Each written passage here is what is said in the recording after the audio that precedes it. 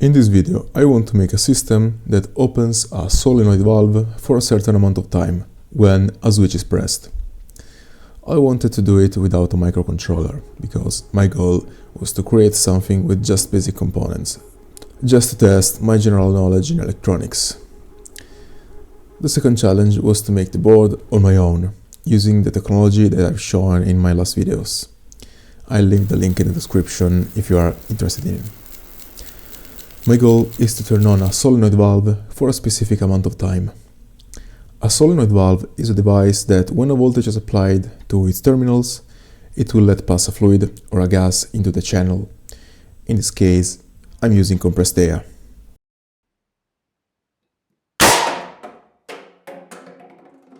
More specifically, when the switch is pressed, I want to generate a pulse of a certain duration.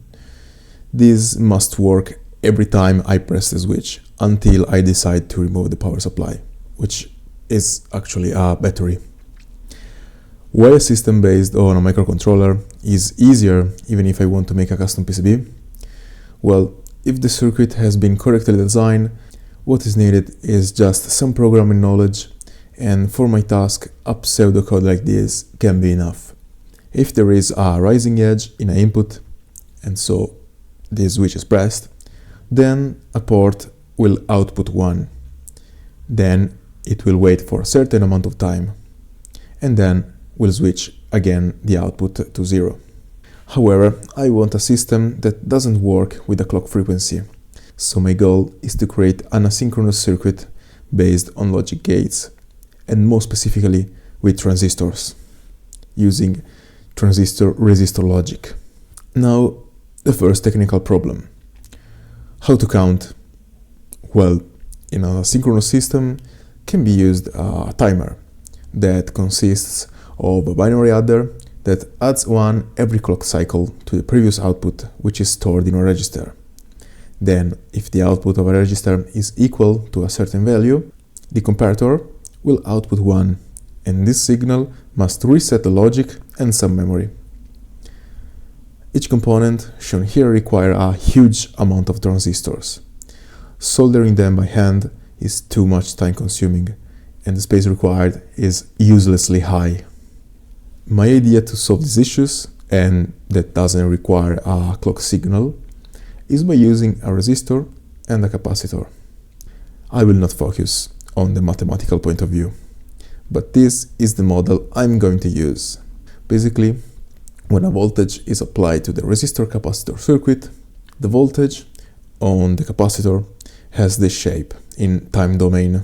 That means that it will require a certain amount of time to reach a certain threshold voltage, and we are able to control the time adjusting the value of few passive components. We need something that gives 1 when this threshold is reached. To do this, we will use an operational amplifier. This, internally, is an extraordinarily complex device that contains differential amplifiers, current mirrors, and other black magic stuff. But we are using it in a stupidly simple way. When the plus input is bigger than the other, it will give high voltage at the output. The system for counting can be modeled like this, and the threshold voltage can be set by just the use of a voltage divider, that are simply 2 resistors.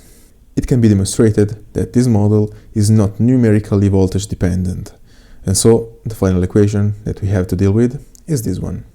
So, for example, if the time that I want the valve to be on state is 30 milliseconds, I have to find the right combination of R1, R2, R, and C. First of all, we will need a resistor linked to a switch, which is our actual switch that we are going to use to set our circuit.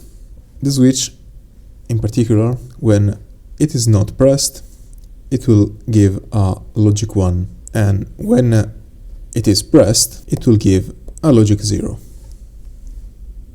Then for sure we will need something that keeps on for a certain amount of time, and this component is a latch. This latch will keep in memory for a certain amount of time the signal of the switch.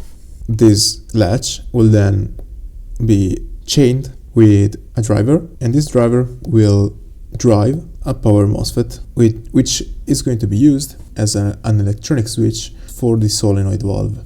I don't want the latch to be set when the switch is open, and I don't want both set and reset to be 1. Basically what I mean is that if a reset signal is equal to 1, I don't want the set to be 1, and this condition must not happen. To do that, we can insert a AND gate and place, first of all, a NOT input. So when the switch is pressed, this signal right here will be 1. And then I don't want, as I already said, the set of the latch to be 1 when the reset is 1. And to do that, I can place another NOT gate behind the AND gate. For the Morgan theorem, this gate is equivalent to a NOR gate. This simplifies a lot the circuit because a NOR gate is composed of just one transistor in resistor-transistor logic. When the latch is set, I want the capacitor to be charged. And when it reaches a certain threshold, the comparator must output a logic 1. So we will need to design these resistors and the capacitor and the other resistor in order to reach this threshold, this voltage threshold right here in a certain amount of time. And this time must be exactly T valve on. That in my previous experience, this T valve on must be 30 milliseconds. When the comparator is set to 1, and that means that we reached the threshold, it must set another latch. And this latch right here is going to reset our other latch.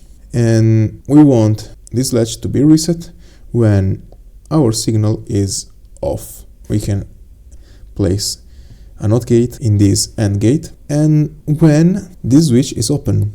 These are the conditions for the reset of this last latch. Now we will need some things to be converted in resistor-transistor logic. The first one is this gate right here, which, as I already said, it is a NOR gate that in resistor-transistor logic can be designed like this. It is not the best design. We will have a lot of effect, but if in the simulation is going to work, I will still keep it. Otherwise, a more stable design for a NOR gate is this one, where this is the output and these are the inputs. For the MOSFET driver, I want to use something that amplifies the signal. In resistor-transistor logic, we can't have a single transistor buffer because we only have something that acts like this, and that's an actual inverter. If we want to have a real buffer, we will need to place 2 transistors. I want the final design to be the smallest possible, and to do this I can use the inverted port of our latch and then place just 1 transistor and 1 resistor like this, and so we can drive the MOSFET in this way. We will see that I will use the same reasoning for charging the capacitor. This resistor and this capacitor are actual these ones in the design. And finally, we will need to design the set reset latch, which also has the inverted output port. That design is something similar to this, and so trying to place these NOR gates using the less compact resistor-transistor logic but more solid one. A possible implementation may be this one right here. This is a possible implementation of the circuit using resistor, transistor, an op-amp and a capacitor, and obviously a final MOSFET. Here we will have our switch And when I press it, I can see that this MOSFET is turned on and this capacitor is slowly charging. As you can see, after a certain amount of time, the MOSFET has been turned off. That's because the capacitor reached the threshold of 12 volts in this case, because I placed a 50% voltage divider using two 100K resistors. Then the operational amplifier just set this latch right here that put its output at logic 1 and then reset this one. Now, to get again in the idle state, I have to unpress this switch and we will see that this latch right here will reset, and so its output will become 0 again. And that's it. This is the schematic of the circuit. You can see there are a lot of transistors. This is our op-amp, which is an LM358. The chip that I have contains two op-amps, but I will use only one. Here is our switch, which in this case are just 2 pins that will be soldered to something that reminds a real switch. This resistor and this capacitor are still not designed. I will place just some values that let's stay on the transistor for about 0.7 seconds, and I will use an LED attached in these pins right here to see if it is working. I also placed this flyback diode because the solenoid valve has in its solenoid an inductor. Now I still didn't place a resistor in order to clamp the voltage to about 50 volts in order to not destroy the NMOS. This is the PCB design. It is 23 millimeters by 24 millimeters, very small, and that's very small because I placed all the components really near to each other. That's something that a manufacturer will not let you do. If you're going to do the board yourself, you can do actually whatever you want if you are crazy enough to solder all these tiny components near to each other. And this is a possible 3D view of our PCB. The op-amp that I had wasn't SMD, it was true-all, but I think it's fine, even if it increases a lot the dimension of the board.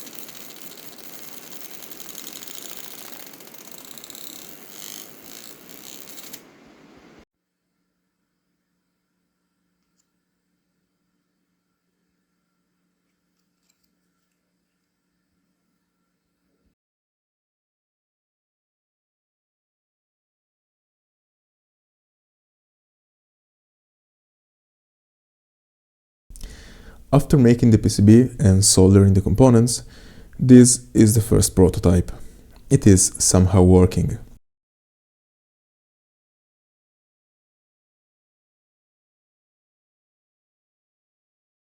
But it is clear that also works when the switch is unpressed.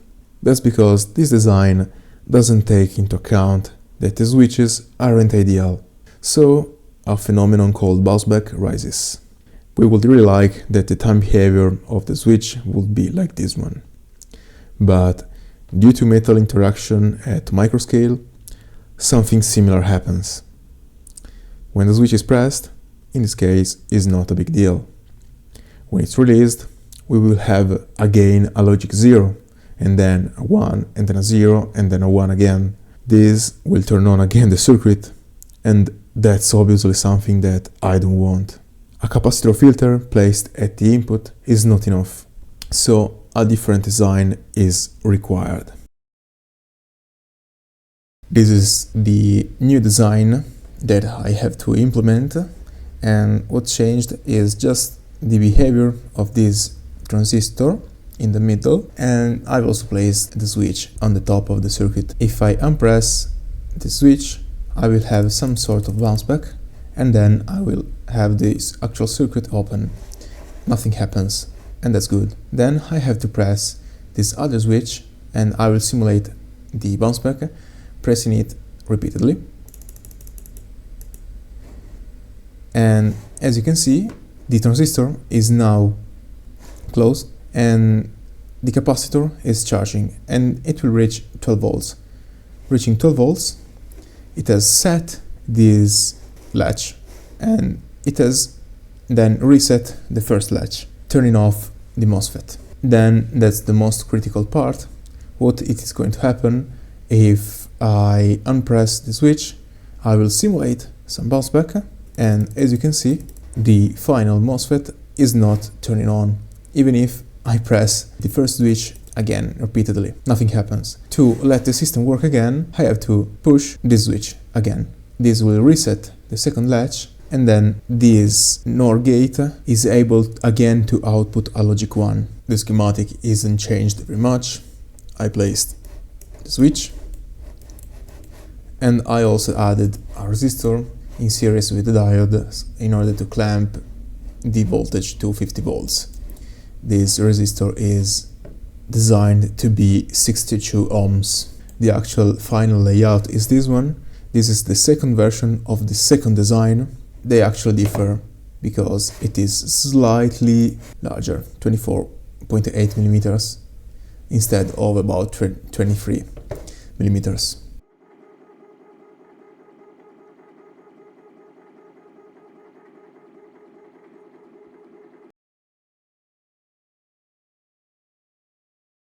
This is the first version of the second design, and trying it with the LED, it works as I expected. However, in the final test, I will use the version I've shown on KiCad.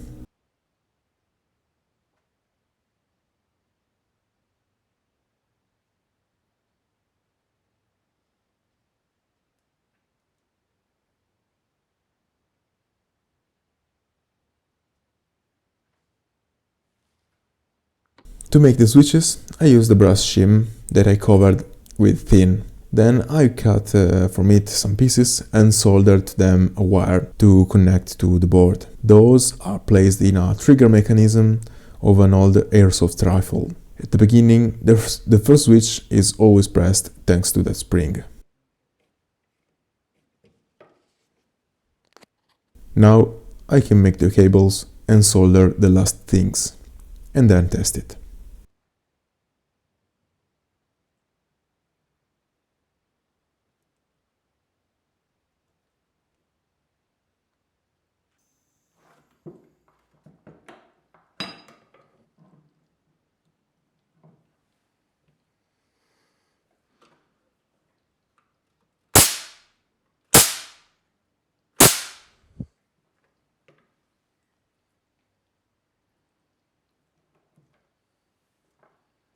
In the second part, I will show how I made the air connector. So the electronics part is now finished.